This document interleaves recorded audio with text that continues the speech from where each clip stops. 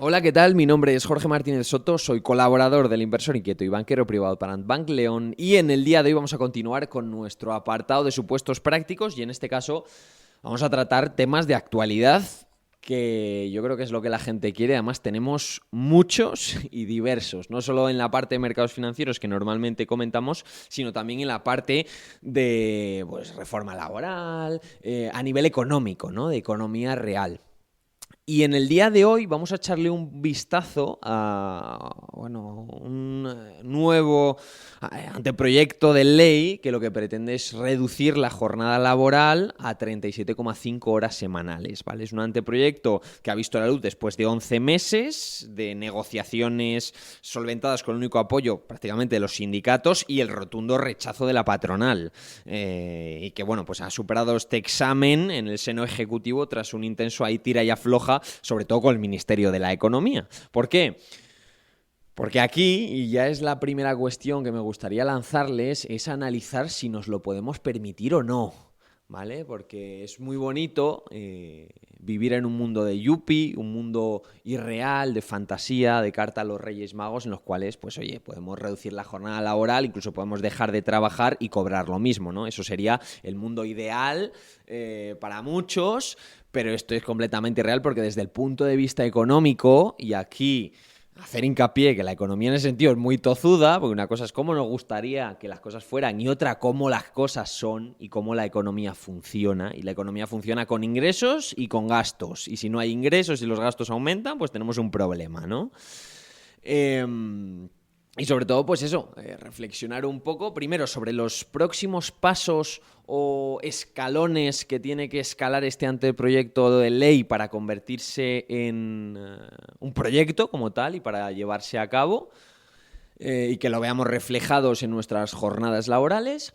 Dos, ver un poco las consecuencias de esto, es decir, de esta reducción de la jornada laboral, porque obviamente tiene consecuencias tanto para el trabajador como para el empresario, como para las empresas y para la economía española en su conjunto. Y la última reflexión es hablar un poco sobre si nos lo podemos permitir, pero desde un punto de vista de la productividad, ¿vale? Y vamos a ir pues analizando esas tres partes, ¿vale? La primera y más importante, quietos todos porque esto no es una ley, es un anteproyecto de ley, ¿vale? ¿Eso qué quiere decir? Que todavía no ha entrado en vigor, ¿vale? Y que todavía hace falta que pase por el Congreso de los Diputados y poner de acuerdo pues una mayoría de 137 diputados que, como estamos viendo, por ejemplo, en determinados partidos independentistas catalanes que están y que actualmente forman parte del gobierno, pues ellos han manifestado que no están muy de acuerdo con esta ley, porque al fin y al cabo estos partidos independentistas catalanes están formados en su mayor parte por empresarios y obviamente pues no les beneficia nada una reducción de esta jornada laboral. Entonces, bueno, ya veremos si se produce o no, ¿vale?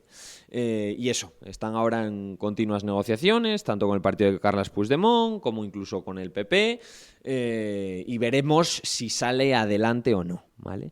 Lo que vamos a analizar son las consecuencias de que salga adelante, ¿vale? Y de entrada, la primera consecuencia directa para los trabajadores es una reducción de 2,5 horas de trabajo a la semana, ¿vale? Esta reducción sería efectiva, es decir, que aplicaría para más de 12 millones de personas, de las cuales 10 millones de personas son trabajadores a tiempo completo y 2 millones de personas serían trabajadores a tiempo parcial, ¿vale?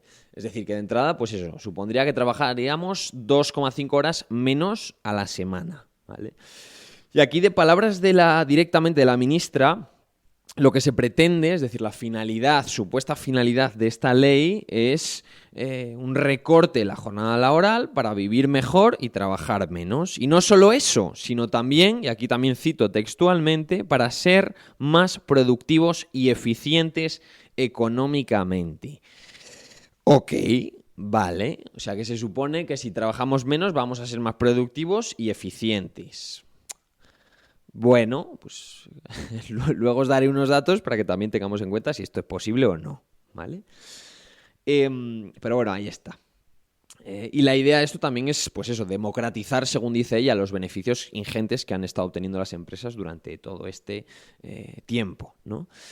¿Quiénes van a ser, en cuanto a comunidades autónomas, los más beneficiados y los más damnificados? ¿Vale? Los más beneficiados van a ser la Comunidad de Madrid, La Rioja, Cataluña y Baleares, ya que pues sus trabajadores de media están bastante por encima de estas 37,5 horas semanales y por lo tanto esta reducción pues impactaría a una mayor cantidad de personas, ¿no? Y en cambio pues Ceuta, Melilla y el País Vasco experimentarían un impacto menor debido a que pues tienen un porcentaje más bajo que estas comunidades pues están trabajando 37,5 horas, ¿vale? Es decir, que en este caso Madrid, La Rioja, Cataluña y Baleares tienen más población que esté trabajando más de 37,5 horas, por lo tanto impactaría más, y otras comunidades como Ceuta, Melilla y País Vasco pues tienen menos gente trabajando, más gente trabajando por debajo de esas 37,5 horas, por lo tanto el impacto sería menor, ¿vale? Y luego a nivel económico, eso a nivel ya desde el punto de vista del trabajador. Ahora vamos a verlo desde el punto de vista del negocio, el empresario, y a nivel del punto de vista a nivel económico, ¿vale? Como país.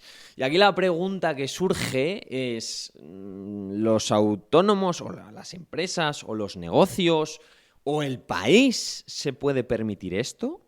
¿Por qué? Porque, obviamente, uno de los mayores desafíos de esta reforma es que va a provocar un aumento directo en los costes laborales para las empresas y para los negocios, ¿vale? ¿Por qué? Porque los trabajadores ven reducida su jornada laboral, pero las empresas no ven una disminución proporcional en los salarios que pagan.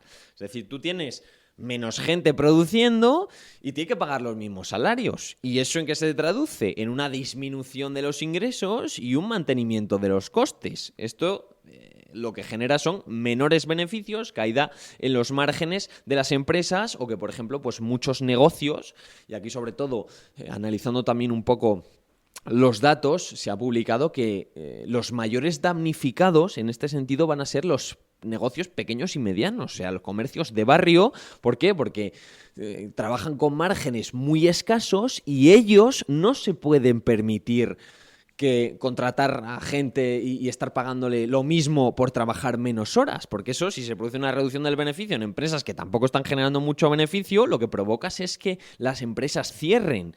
Y ahí enlazo con uno de los datos que se ha publicado recientemente, y es que de media en nuestro país se cierran más de 25 negocios al día.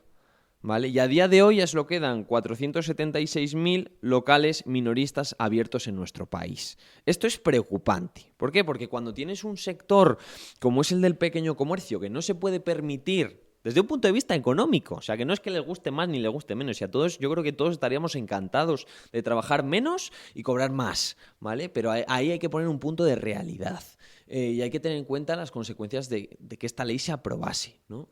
Y sobre todo para este tipo de negocios minoristas, pequeñas empresas, empresas familiares de tamaños reducidos, locales y negocios que las van a pasar canutas para sobrevivir si esto sale adelante, ¿vale?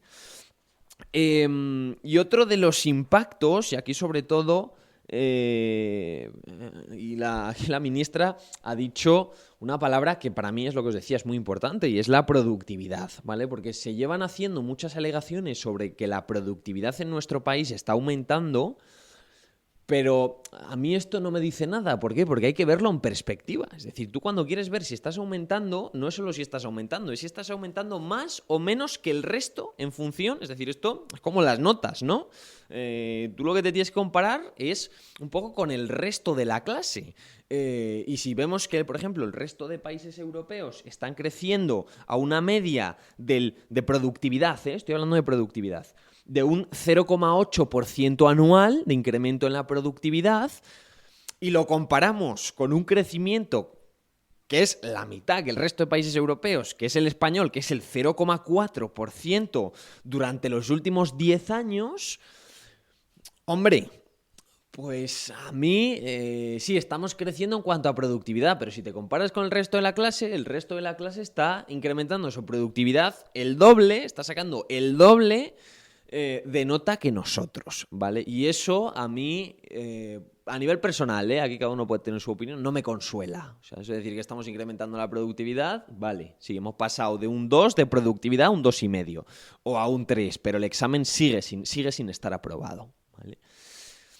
Y esto es preocupante. ¿Por qué? Porque si nos pudiésemos permitir esta reducción de jornada laboral porque tuviésemos una media de productividad altísima, porque tú al fin y al cabo, cuando tú reduces la jornada laboral, tú lo que buscas es que haya una gran productividad. ¿Por qué? Porque, oye, vamos sobraos, todo el mundo produce, el 100%, está todo el día conectado y la productividad es altísima. Hombre, pues en el caso de que estuviésemos ahí, de que la media de productividad a nivel internacional y comparación con otros países fuese altísima, pues igual sí que se pueden aplicar este tipo de medidas. ¿Por qué? Porque nos lo podemos permitir.